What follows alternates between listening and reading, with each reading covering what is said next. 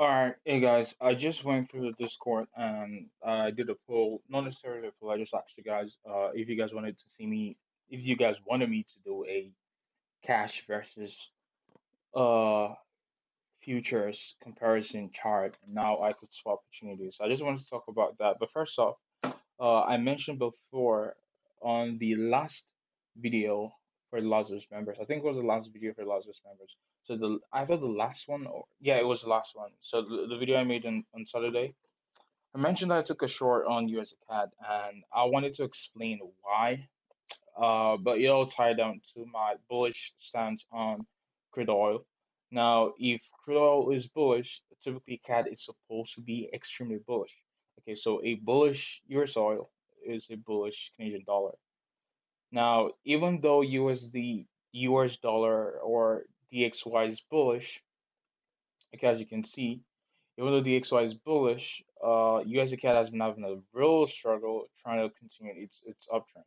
So it's been in essentially in the range kind of.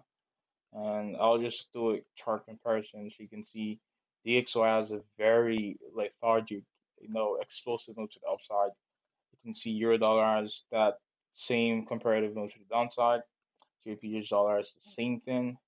Gold has the same thing to the downside. But USD CAD, no. USD CAD is still stuck in the range.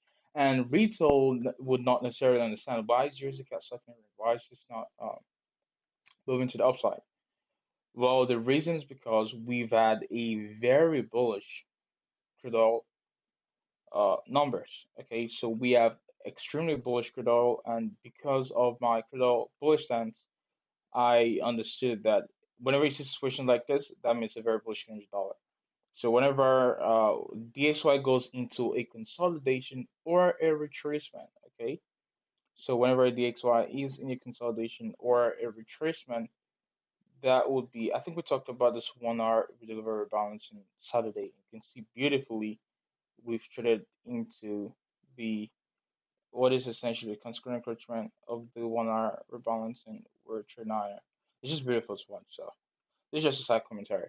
Yeah, so going back into what I was talking about, now whenever we have a consolidation slash a retracement, that will be a very massive opportunity to see huge downside prices because now we have a bullish Canadian dollar, we have a consolidating slash bearish US dollar, so that will allow for bearish stance, and that was what supported my bearish stance on USD CAD. Now let's talk about oil because the topic of discussion is not USD CAD, but I just wanted to let you guys understand the relationship between oil and CAD.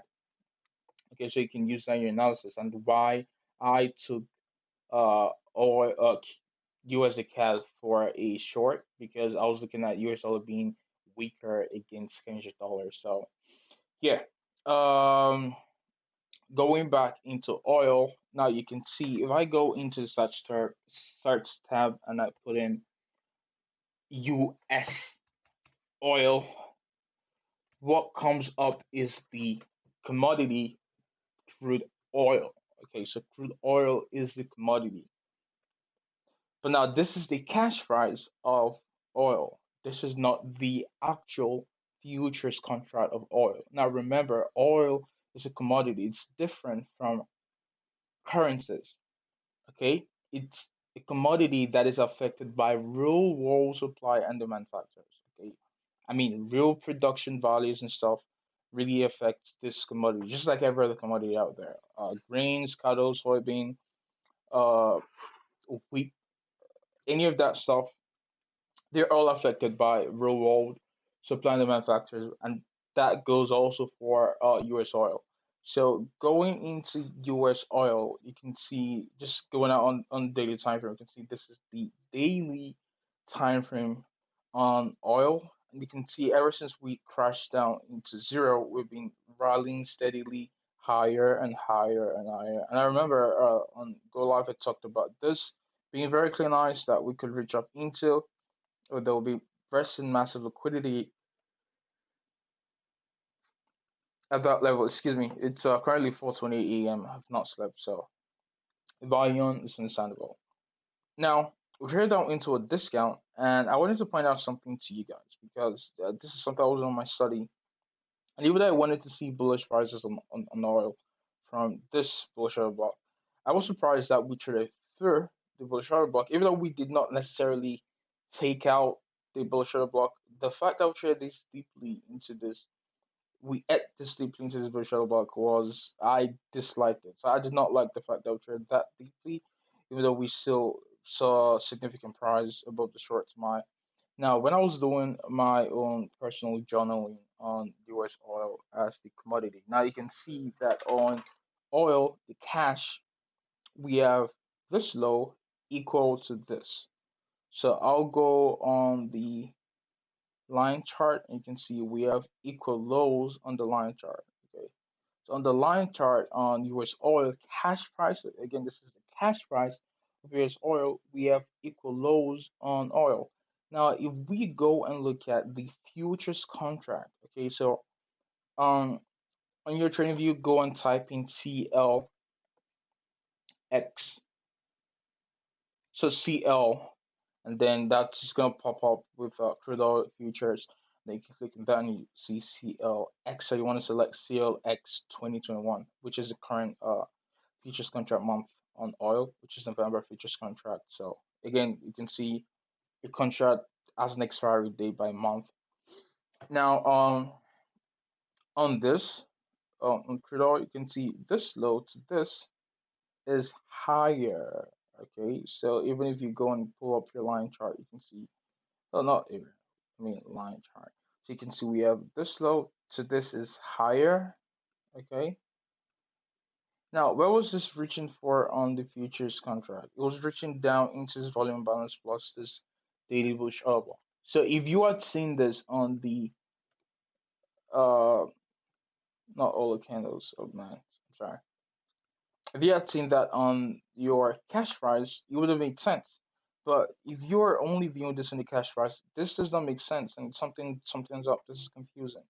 Well, because it was diverging with its futures contract. Okay, so what is the difference between if it's the futures of the commodity versus the cash? The cash, again, cash is king. So the cash is going to lead the futures. But oftentimes the futures is influenced by real supply and demand factors. Okay, so this bullish block would be an old level of institutional buying. Price comes there, remembers that level, and the bank traders step in, accumulate more orders, and we see expansion to the upside. Now this can be more manipulated. Okay, and it's straight below the slow to down the rejection block of the candle, and then we see price reject.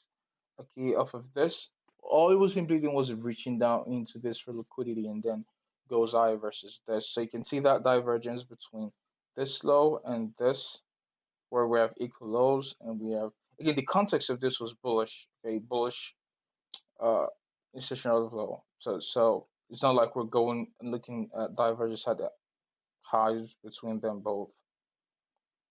Okay, we're looking at a bullish context, and that was what framed our understanding of price. So yeah, I just wanted to point that out, and now you can use that for framing longer term trade setups. So yeah, you guys will have a wonderful day, and I'll see you all later today.